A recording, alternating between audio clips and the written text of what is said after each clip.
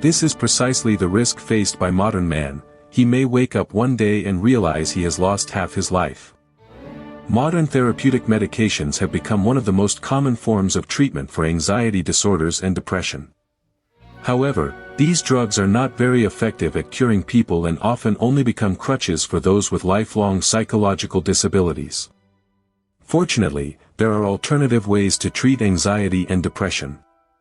In this video, we'll turn to Carl Jung, one of history's greatest psychiatrists, for medication-free advice on finding a cure for these psychological disorders.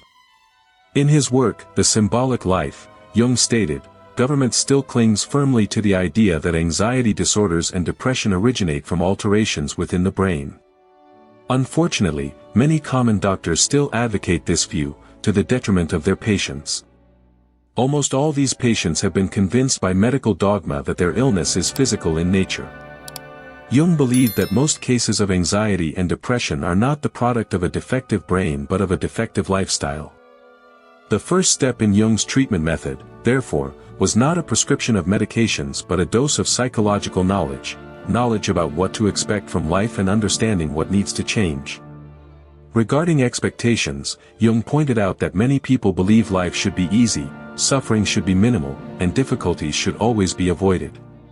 However, Jung was direct with his patients, telling them that life is not easy, and comfort and peace are not our natural state. As he wrote, "Ultimately, it is very unlikely that a therapy can exist that eliminates all difficulties. The human being needs difficulties, they are necessary for health. What concerns us here is only an excessive amount of them. Accepting that difficulties are inevitable and that nothing worthwhile is easily achieved places us on the solid ground of reality from which we can change. Because when we accept that life is difficult, we also realize that only through strengthened character do we have any chance of leading a good life. On the other hand, if we remain trapped in the illusion that life should be easy, we will be less motivated to overcome a weak character, as we will falsely expect that if we simply give it time, life will become easier." As Jung wrote in his work, Man and His Symbols, life is a battlefield. It always has been and always will be. And if it weren't, existence would come to an end. There's another piece of psychological understanding that Jung considered crucial for his patients to grasp: our problems exist in the present, and current problems are not solved by digging into our past. Many people like to believe that only when they have determined why they are the way they are can they move forward in life. But Jung believed that excessive fixation on the past was simply an evasion tactic used to avoid the difficult task of facing what must be done now. People should know that not only the neurotic but everyone naturally prefers never to look for the causes of any inconvenience in themselves, but to push them as far away from themselves as possible in space and time. Otherwise, they would risk having to make a change for the better. Compared to this odious risk, it seems infinitely more advantageous to blame another person. With these doses of psychological understanding, Jung would move to the first practical step in his treatment method, helping his patients face what he called the shadow.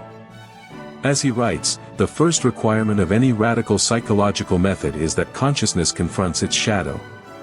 The shadow is Jung's term for the elements of our character that we deny and force into the unconscious due to shame, insecurity, or censorship. It is, in other words, the side of our personality we wish to hide from both others and ourselves. There is no doubt that humans are, in general, less good than they imagine themselves to be or wish to be.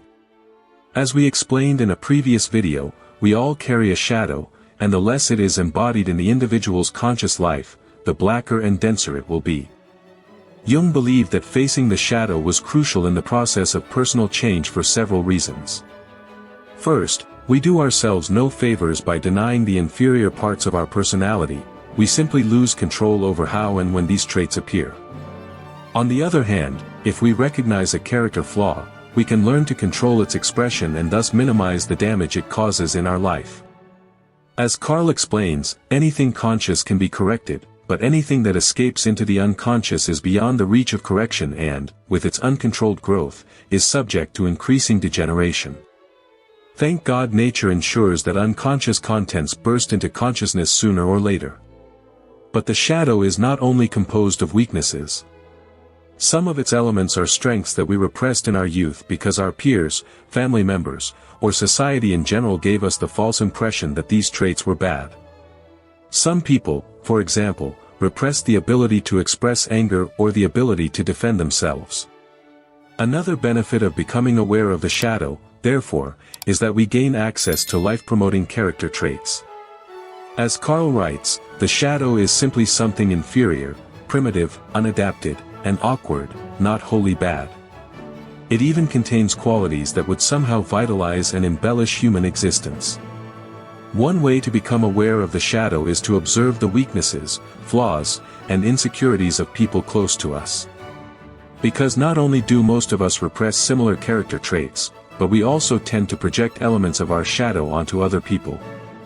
If, therefore, we pay attention to which character traits of our friends and family annoy us, we can also glimpse our own shadow. In addition to observing others, another way to bring the shadow to the light of consciousness is to reflect on the motives of our actions, especially those we are ashamed of, and to be open to self-criticism when necessary. Because, as Jung notes, often the only thing preventing us from seeing our shadow is the ability to be honest with ourselves. Along with greater awareness of the shadow, another fundamental aspect of Jung's treatment method was helping his patients find meaning in their lives. Jung believed that when trapped in deep depression or consumed by an anxiety disorder, to be cured, it is necessary to discover a role as one of the participants in the sacred drama of life. To understand what he meant by this, we can turn to an encounter Jung had with a Pueblo tribal chief in the first half of the 20th century. Jung was discussing the tribe's traditions with this man when the chief made the following comment. "Yes, we are a small tribe, and these gringos want to interfere with our religion. It wouldn't be right for them to do so because we consider ourselves the children of Father Sun, that being up there, pointing to the sun. That is our Father.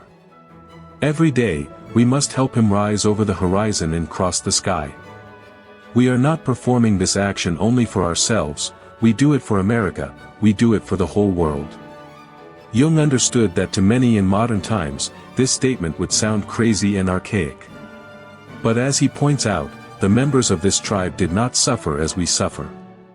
They were not infected with neuroses, anxiety disorders, or depression. They didn't fill themselves with medications every day and weren't weakened by addictions. Rather, this tribe was composed of highly functional individuals who saw themselves as fulfilling their duty as actors in the sacred drama of life, and their lives were filled with meaning and purpose. As Jung wrote, these people have no problems. They have their daily life, their symbolic life. They rise in the morning with a feeling of their great and divine responsibility. They are the children of the Son, the Father, and their daily duty is to help the Father cross the horizon, not just for themselves, but for the entire world. Jung establishes a comparison between this lifestyle and that of a Western woman he had the opportunity to meet. In Jung's words, this woman had a compulsive habit of traveling, always moving from one place to another, constantly searching for something, though she never truly managed to find what she was looking for. I was surprised when I looked into her eyes, the eyes of a hunted, cornered animal, always searching, always hoping for something. She is possessed. The question is, by what is she possessed? Because she doesn't live a life that makes sense. Hers is a completely, grotesquely banal life without any meaning whatsoever. If she dies today, nothing has happened, nothing has disappeared, because her existence simply meant nothing. This compulsive searching infects many in the Western world.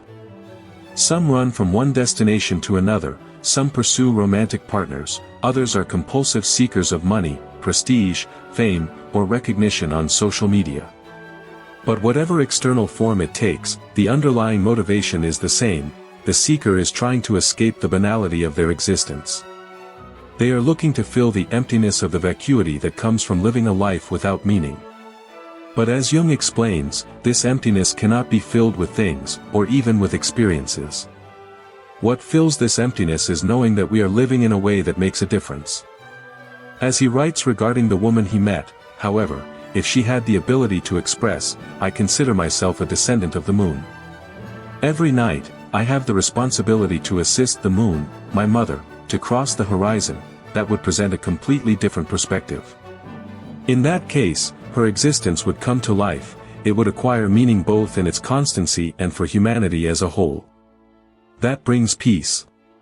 When people feel they are living as actors in the divine drama, that provides the only meaning human life has. Everything else is banal and can be dismissed, a career, the procreation of children, everything can be compared to that one thing, having a life with meaning. Jung was not suggesting that we all adopt Pueblo mythology. Rather, his point is that it makes sense that many people suffer, this suffering is simply due to having a life that lacks meaning. And the task for those who want to free themselves from anxiety or depression is to discover this meaning. We must, in other words, find a way to justify our existence so that we, like the Pueblo Indians, can believe that our life has meaning. For some, this can be achieved through religion, for others, by substantially contributing to the promotion of values such as justice, freedom, or community, while others will find it through the creative act. But for those of us in the modern West, it is up to us, and only us, to discover how we can play a meaningful role in the divine drama of life. For the few who accomplish this task, a full life will define their future, while for the many who do not, years or decades of meaningless suffering and compulsive searching will, unfortunately, be their fate. As Jung wrote, "My only concern lies in ensuring the achievement of what is in each person. That is the central matter, therein lies the essential question of authentic community. From this moment on, I dedicate myself to completing everything required so that my father can rise above the horizon."